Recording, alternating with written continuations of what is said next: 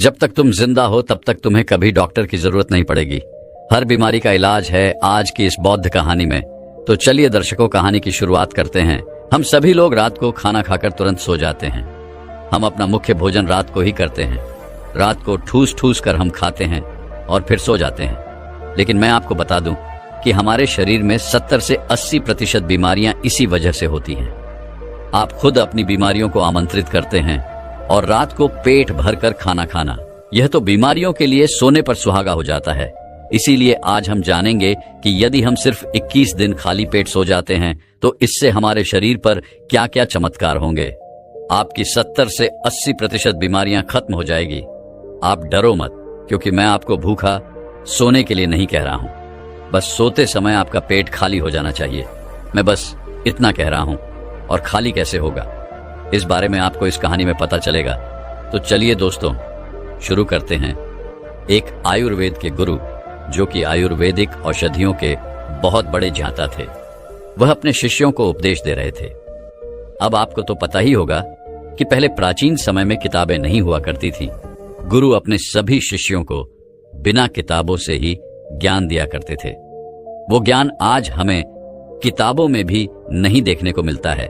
ऐसे ही वो गुरु उन सभी शिष्यों को कह रहे थे कि बच्चों, क्या आप सभी लोगों को पता है हम लंबे समय तक स्वस्थ कैसे रह सकते हैं? तो उनके शिष्यों ने कहा, गुरुदेव, हमें पता नहीं, लेकिन आप हमें इसके बारे में विस्तार से बताएं। तब गुरु ने कहा कि बेटा, एक छोटा सा नियम है जो हमें अनेकों बीमारियों से दूर रखता है और हमें लंबे समय तक जवान रख सकते हैं। जो भी व्यक्ति इस नियम का पालन करता है वह वृद्ध अवस्था में भी युवा दिखाई पड़ता है। उसके चेहरे पर तेज रहता है, उसकी त्वचा में एक चमक रहती है, वह हर समय ऊर्जा से भरपूर रहता है। और जो व्यक्ति इस नियम का पालन नहीं करता वह भरी जवानी में ही वृद्ध दिखाई देने लगता है। उसके बाल सफेद हो जाते हैं, चेहरे पर झुर्रियां पड़ जाती है, त्वचा रुकी रुकी हो जाती है और वह हमेशा थका थका महसूस करता है। इसीलिए आज जो मैं तुम्हें नियम के बारे में बताने वाला हूं, उसे तुम बड़े ही ध्यान से सुनना, क्योंकि यह एक छोटा सा नियम आपके पूरे जीवन को बदल सकता है। तभी एक शिष्य ने कहा कि गुरुदेव, क्या वह नियम सरल है? क्या उसे हम सभी आसानी से अपना सकते हैं? शिष्य की बात सुनकर गुरु मुस्कुराए और बोले, हाँ, यह नियम बहुत सरल है और इसे हर व्यक्ति अपना सकता है। तुम भी अपना सकते हो। यह नियम बहुत आसान है, बस तुम्हें इसका ठीक से पालन करना आना चाहिए। तभी वह शिष्य बोला कि गुरुदेव, यह नियम क्या है? तब गुरु ने बताया कि वह नियम है कि हमें रात को भूखा सोना चाहिए। गुरु की बात सुनकर शिष्य घबरा गया और गुरु से बोला कि गुरुदेव जी, आप क्या कह रहे हैं? भूखा सोना है? मुझसे तो इस नियम का पालन नहीं होगा, क्योंकि देखो, मैं तो भूखा नहीं सो सकता हूं। शिष्य की बात सुनकर गुरु फिर से मुस्कुराए और फिर बोले, तुम मेरी पूरी बात तो सुनो, तुम पूरे नियम के बारे में तो समझो। मैं तुम्हें थोड़ी कह रहा हूं कि तुम सुबह भोजन करो और इसके बाद भोजन ही ना करो और रात को भूखे सो जाओ। फिर गुरु ने सभी शिष्यों से कहा, अब आप सभी लोग मेरी बात को ध्यान से सुनो। और फिर गुरु ने बताना शुरू किया, अब तक आपने अपने जीवन शैली में जो भी बदलाव किए हैं, जिन नियमों का पालन किया है, उन सभी नियमों में जो आज का नियम है वह महत्वपूर्ण है। यह आपको बहुत अधिक लाभ देगा।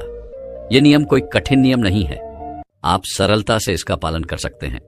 इसके लिए सबसे पहले आपको इस बारे में पता होना चाहिए कि हमारे शरीर में एक प्राण शक्ति होती है जो हमारे सभी कार्यों को संपादकीय करती है। जैसे कि जब हम भोजन करते हैं तो वह प्राण शक्ति हमारे भोजन को पचाने में लग जाती है।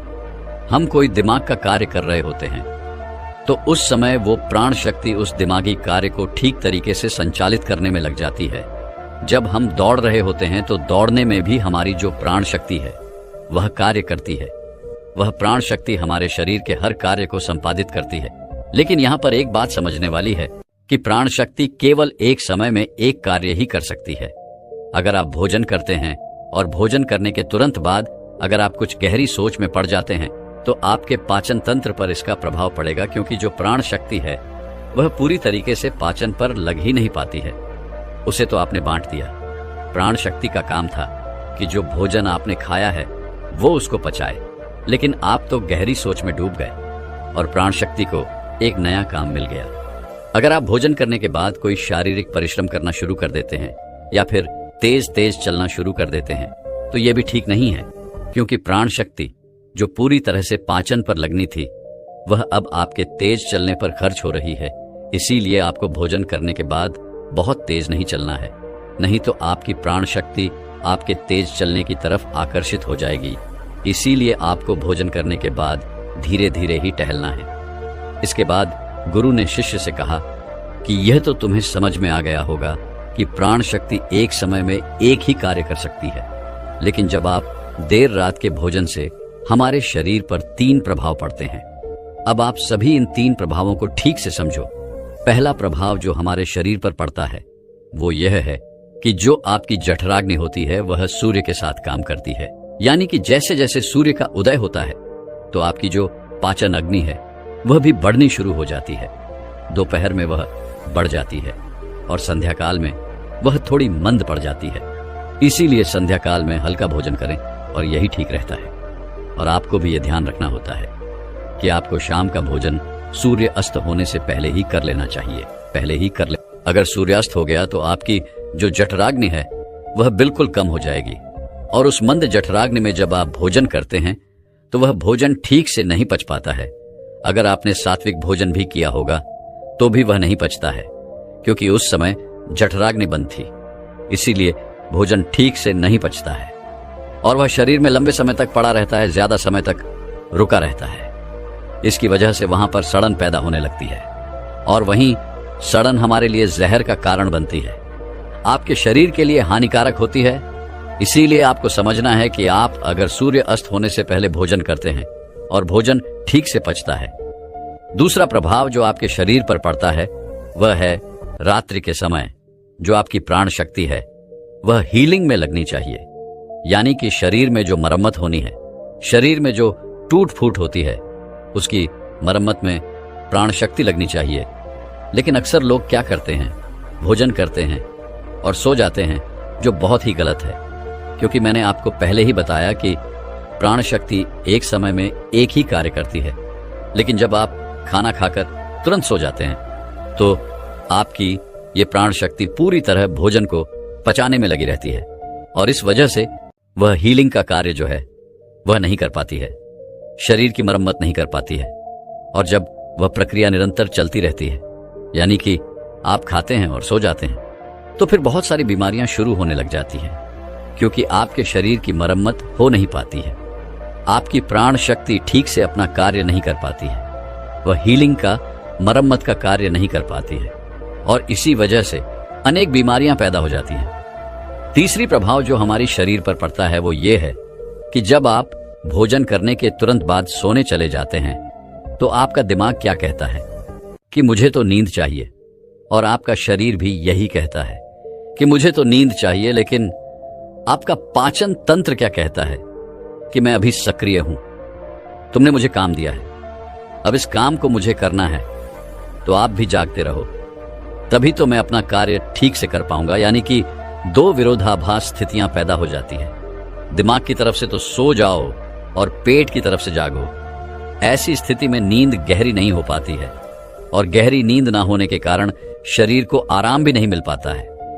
आप सो तो जाते हैं 7 घंटे 8 घंटे, लेकिन सुबह उठने में आपको कठिनाई होती है।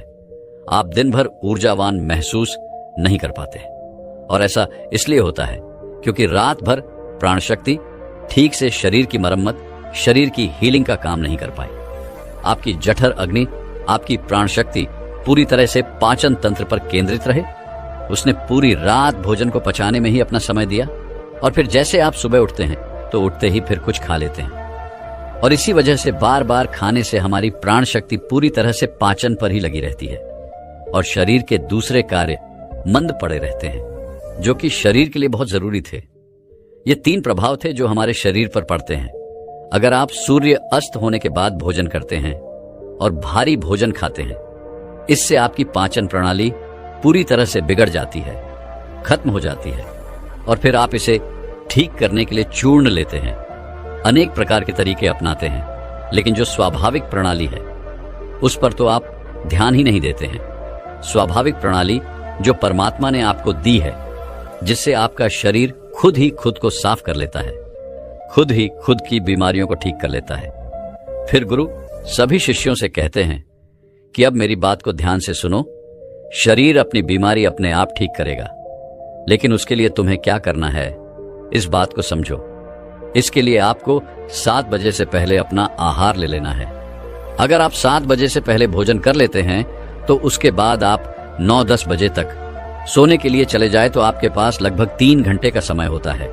और जो यह 3 घंटे का समय होता है और इसमें जो भी आपने हल्का फुल्का भोजन किया है वह आपके पेट से नीचे उतरना शुरू हो जाता है और उसका अर्थ पाचन भोजन ठीक से पच भी जाता है। यानी कि आपने 7 बजे भोजन किया तो आपका आधा भोजन 10 बजे पच गया और जो बचा वो रात्रि के 1 बजे तक बच गया। और 1 बजे के बाद जो आपकी प्राण शक्ति है वह मरम्मत का कार्य करेगी, वह हीलिंग का कार्य करने लग जाएगी। फिर गुरु उन सभी शिष्यों से कहते हैं कि आपकी प्राण शक्ति अपने कार्य को ठीक तरीके से करे। उसके लिए आप 2 तरीके से भूखे रह सकते हैं। मैं आपको उपवास करने के लिए नहीं बोल रहा हूं, क्योंकि उपवास करना सबके लिए संभव नहीं है। मैं आपको जो बता रहा हूं उसको कहा जाता है अर्धवास। इसे प्रतापकालीन उपवास भी कह सकते हैं। इसमें आपको उपवास करना है, वह उपवास आपको 16 घंटे का करना होता है। और इसकी शुरुआत आप ऐसे कर सकते हैं कि आपने शाम को जो भोजन किया था उसके बाद अगले दिन आप 7 से 8 बजे ही भोजन करें, क्योंकि जब आप 7 बजे भोजन कर लेते हैं तो वह भोजन आपका रात्रि में 1 बजे तक पच जाता है। उसके बाद आपके शरीर के पास लगभग 6 घंटे होते हैं और इसी 6 घंटे में प्राण शक्ति शरीर की मरम्मत का कार्य करती है। आप शाम को 7 से 8 बजे भोजन करें और उसके बाद सुबह 7 से 8 बजे भोजन करें। और यह नियम हर कोई अपना सकता है। यह बिल्कुल सरल है। लेकिन अगर आप रात को 8, 9 या फिर 10 बजे भोजन खाते हैं तो आप अपने इस नियम को बदलें और 7 बजे भोजन खाना शुरू करें, क्योंकि यह छोटा सा नियम आपके जीवन में बड़ा बदलाव करेगा। दूसरी सारी चीजें बाद में, पहले अपने शरीर के स्वाभाविक प्रणाली को ठीक करना है। अगर आपको इस नियम से और भी ज्यादा फायदा लेना है तो आप शाम को 7 बजे भोजन कीजिए और उसके बाद सुबह 11 बजे भोजन करिए। अगर आप 7 से लेकर 11 बजे भोजन करते हैं तो आपके शरीर के पास 16 घंटे होते हैं, जिससे वो भोजन का पाचन भी करेगा और उस भोजन को पचाने के बाद वो रिपेयरिंग का काम भी शुरू कर देगा। इस प्रकार से जब आप अपने शरीर को आराम देते हैं, पाचन तंत्र को रिलैक्स होने का समय देते हैं, प्राण शक्ति को अपना कार्य करने देते हैं, तो यह प्राण शक्ति आपके पूरे शरीर को प्रभावित करेगी, पूरे सिस्टम को ठीक रखेगी और आपको यह प्रभाव 16 से 21 दिन में दिखना शुरू हो जाएगा। अगर आपको कोई भी गंभीर बीमारी होती है तो ठीक होना शुरू हो जाएगी। अगर आपकी त्वचा खराब है तो वह भी ठीक होने लगेगी। आपकी त्वचा ग्रो करेगी। अगर आपके बाल बहुत ज्यादा झड़ रहे हैं तो आपके बाल भी मजबूत होंगे। और अगर आपके बाल सफेद हो चुके हैं तो भी धीरे धीरे काले होना शुरू हो जाएंगे। अगर आप बहुत थका थका महसूस करते हैं, आप ऊर्जावान महसूस करने लगेंगे। अगर आपको कोई मानसिक समस्या है, चिंता है, तनाव है, आपकी चिंता और तनाव भी दूर हो जाएंगे। जो विद्यार्थी कॉलेज स्कूल में पढ़ते हैं उनका याददाश्त कमजोर है, उन्हें कुछ भी याद नहीं रहता, तो उन्हें भी पड़ी हुई चीजें जो है वह याद रहने लगेगी। आपको पता है कि हमें कोई भी चीज याद क्यों नहीं रहती है? क्योंकि हमारा दिमाग रिलैक्स नहीं रह पाता है, क्योंकि हमारी प्राण शक्ति पूरी तरह से हमारे भोजन को पचाने में ही लगी रहती है और वो दिमाग की तरफ जा ही नहीं पाती है। लेकिन आप इस नियम का पालन करेंगे तो आपकी एकाग्रता बढ़ जाएगी। दिमाग कोई भी कार्य अच्छे से करना शुरू कर देगा। अगर आप 10 घंटे का उपवास कर सकते हैं तो आपके शरीर का फैट कम होगा। अगर आप वजन बढ़ाना भी चाहते हैं तो आपका वजन भी बढ़ेगा, लेकिन जो एक्स्ट्रा फैट है वह कम हो जाएगा, क्योंकि मोटापा अनेक बीमारियों को जन्म देता है। यह नियम आपके लिए हर प्रकार से उपयोगी है। तभी गुरु की बात सुनकर उनमें से एक बच्चा खड़ा हुआ और उनसे बोला कि गुरुदेव, मेरे मन में 2 प्रश्न उठ रहे हैं, कृपया करके आप उनका भी जवाब दे दीजिए। गुरु ने कहा, पूछो बेटा, तुम्हारा प्रश्न क्या है? तब शिष्य ने कहा कि गुरुदेव, अगर हम शाम को 7 बजे भोजन करते हैं, उसके बाद हम 10 बजे तक सोने जाते हैं, तो अगर हमें बीच में भूख लगे तो हम क्या करें? शिष्य की बात सुनकर गुरु ने कहा कि बेटा, इसके लिए तुम्हें सबसे पहले यह समझना होगा, हमारे शरीर की प्रत्येक कोशिका का एक सिस्टम होता है। वह बाहर से कैलोरी लेती है जो हम भोजन खाते हैं उससे वह ऊर्जा का निर्माण करती है और उसी से हमारा शरीर भी चलता है। लेकिन अगर कोशिकाओं को निरंतर बाहर से आहार मिलता रहता है तो उसी से वह निरंतर ऊर्जा बनाती रहती है। लेकिन जब आप कुछ समय तक भोजन नहीं करते हैं तो बाहर कोशिकाओं को ऊर्जा मिलना बंद हो जाती है। तो ऐसी स्थिति में कोशिकाएं अपने अंदर जो वेस्ट मटेरियल पड़ा रहता है उससे ही ऊर्जा लेती है, चाहे वह गलत तरीके का प्रोटीन क्यों ना हो, कोई बैक्टीरिया ही क्यों ना पड़ा हुआ हो, वह उनका अवशोषण करके ऊर्जा का निर्माण करना शुरू कर देती है। इसी स्थिति में कोशिकाओं की सफाई होना भी शुरू हो जाती है और इस प्रक्रिया को ऑटोफैगी भी कहते हैं।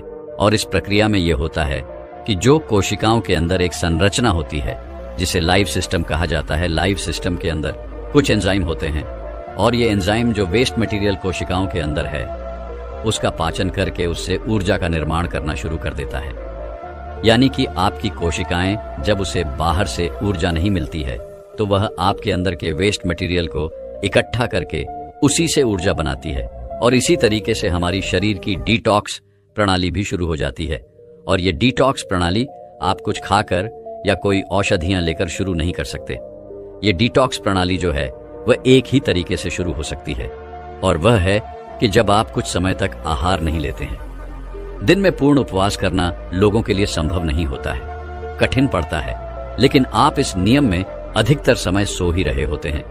तो अगर आप 16 घंटे का नियम अपनाते हैं, शाम को 7 बजे भोजन करके अगले दिन 7 बजे या फिर 11 बजे भोजन करते हैं, तो इससे भी आपको कोई कठिनाई नहीं होगी, क्योंकि इस समय भी आप अधिकतर समय सो ही रहे होते हैं।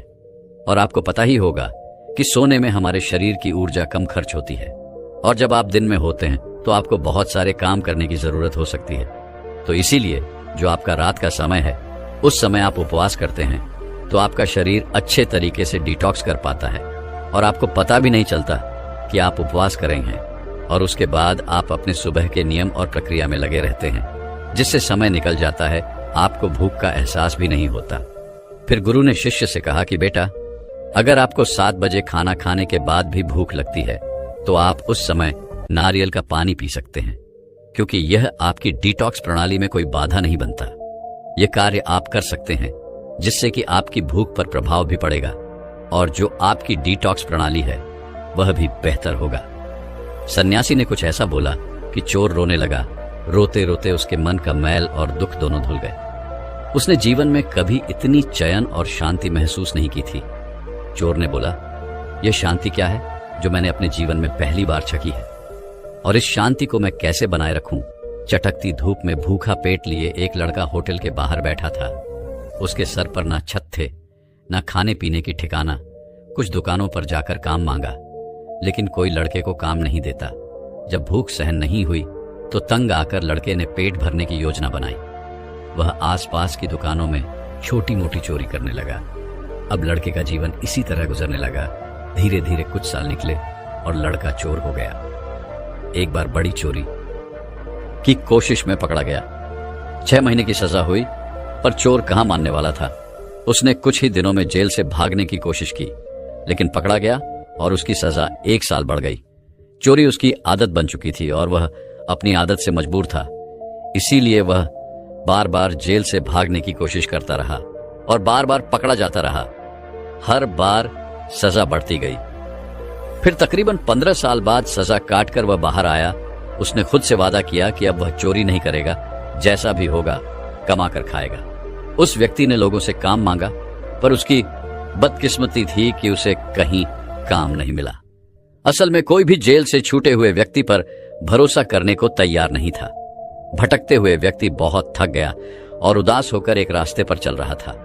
सहयोग से उसी रास्ते में एक सन्यासी भी निकल रहे थे। चोर ने सन्यासी से मदद मांगी तो संत उसे अपने घर पर ले आए। संत ने चोर को बड़े सम्मान पूर्वक से खाना खिलाया, पहनने को कपड़े और रहने की जगह दी। इतना अपनापन और इतना सम्मान चोर को कभी नहीं मिला। उसने विश्वास नहीं करा था कि एक ऐसा अजनबी के साथ कोई इतने अच्छे से बर्ताव कर सकता है। सन्यासी ने उसे समझाया, यह भगवान का घर है, यहां अच्छे बुरे सभी को शरण मिलती है। जीवन में कोई परिस्थिति बनती है, बचपन में कुछ अनहोनी हो जाती है, जिस कारण इंसान कुछ बातें सीख लेता है, कुछ सोच बना लेता है, जिस कारण उसका मन बदल जाता है। लेकिन सच यह भी है कि हम सब एक परमात्मा के बच्चे हैं। कहीं ना कहीं हम सबके मन में प्रेम और आनंद का दीपक जल रहा है। अब तुम आराम से सो जाओ, मैं कल ही तुम्हारे लिए आसपास कोई काम ढूंढ लूंगा। सन्यासी के शब्द सुनकर चोर के मन में उम्मीद जागी कि अब मैं ईमानदारी और स्वाभिमान का जीवन जीऊंगा। चोर ने सन्यासी के पैर पकड़कर कहा, आपसे मिलकर मेरा जीवन धन्य हो गया। लंबे अरसे के बाद व्यक्ति का मन शांत हुआ, जिस कारण से उसे कुछ ही देर में गहरी नींद आ गई। अब व्यक्ति संत के साथ ही रहने लगा, लेकिन 3-4 दिन निकलते निकलते पुरानी आदतें उस पर हावी होने लगी। व्यक्ति की नजर बार बार कमरे में रखे कीमती सामान पर पड़ जाती है। एक रात अचानक व्यक्ति की आंखें खुली, अंदर से आवाज आई, यहां बहुत सारा सामान है, लेकर उड़न छू हो लेते हैं। उसने खुद पर नियंत्रण किया, लेकिन जब मन उस पर बार बार हावी हुआ तो वह कीमती सामान चादर में लपेटकर निकल भागा। चलते चलते चोर के मन में बार बार विचार आ रहा था कि जिस इंसान ने तुम्हें प्रेम और सम्मान दिया, तुमने उसी को धोखा दिया। चलो वापस लौट चले। लेकिन शर्म के कारण वह मुड़ ना पाया और आदत के कारण चलता रहा। चलते चलते सुबह हो गई, लेकिन बदकिस्मती से रास्ते में कुछ गांव के लोग मिल गए। लोगों ने पहचान लिया। एक व्यक्ति ने कहा, अरे यह तो वही चोर है जो पिछले 3-4 दिनों से उस सन्यासी के साथ रह रहा है। यह इतना सारा सामान लेकर कहां जा रहा है? जरूर इसने चोरी की है। गांव वालों ने तुरंत व्यक्ति को पकड़ लिया और संत को बुलावा भेजा। चोर को यह सोचते हुए पसीना आने लगा कि अब मुझे कई साल जेल में बिताने पड़ेंगे। अब मैं सन्यासी को कैसे मुंह दिखाऊंगा? अब तो मुझ पर कभी कोई विश्वास भी नहीं करेगा। थोड़ी देर बाद में ही सन्यासी आ गए। सन्यासी ने चोर को देखते ही कहा, अरे भाई, मैंने तुमसे कहा था कि सामान बेचने सुबह निकल जाना, लेकिन तुम तो रात को ही निकल गए और आधा सामान भी छूट गए। सन्यासी ने सबको समझाया कि मुझे कुछ पैसों की जरूरत है, इसीलिए मैंने इस व्यक्ति को सामान बेचने का काम दिया था। इतना कहने के बाद इधर सब लोग सन्यासी और चोर को अकेला छोड़कर चले गए। उधर सन्यासी की बात सुनकर चोर जोर जोर से रोने लगा। उसे अपनी गलती का एहसास हुआ कि मैं अपनी आदतों का गुलाम हूं। इन आदतों में मेरा जीवन नष्ट हुआ जा रहा है। मुझे तो अच्छा वाला मौका मिला था, मैंने ही उसे गवा दिया। वह फूट फूट कर रोने लगा। आंसुओं के साथ मन में सालों का जमा हुआ मैल धुलने लगा। उसने बहुत देर तक सन्यासी के पैर नहीं छोड़े। सन्यासी ने कहा, मैं जानता हूं कि यह सब तुमने भूख की मजबूरी में सीखा है और अब आदत के कारण करते हो। आदमी ने कहा, तो अब मैं खुद को कैसे बदलूंगा? सन्यासी ने कहा, सबसे पहले जैसे मैंने तुमको माफ कर दिया, वैसे ही तुम खुद को माफ कर दो। अपने जीवन की सारी मुश्किलों को माफ कर दो। जिन्होंने तुम्हारे साथ गलत किया, उन सबको माफ कर दो। और सबसे पहले अपना मन हल्का करो, खूब मेहनत करो, हमेशा परमात्मा को याद रखो और खुश रहो। धीरे धीरे तुम जान जाओगे कि जितना तुम खुश रहोगे उतना तुम्हें ऊर्जा मिलेगी और उतना तुम बीते हुए घटनाओं से ऊपर उठ पाओगे और उतनी ही आसानी से तुम पुरानी आदतों को छोड़ सकोगे। सन्यासी ने बताते हुए कहा, शुरू में यह तुम्हें बिल्कुल आसान नहीं होगा, पर अगर तुम खुद को जज नहीं करोगे तो दिन ब दिन यह रास्ता सरल होता जाएगा। दोस्तों, मैं उम्मीद करता हूं कि यह कहानी सुनने से आपके जीवन में अच्छे बदलाव आए होंगे। आपको इस वीडियो से क्या सीखने मिला, ये कमेंट करके जरूर बताएं।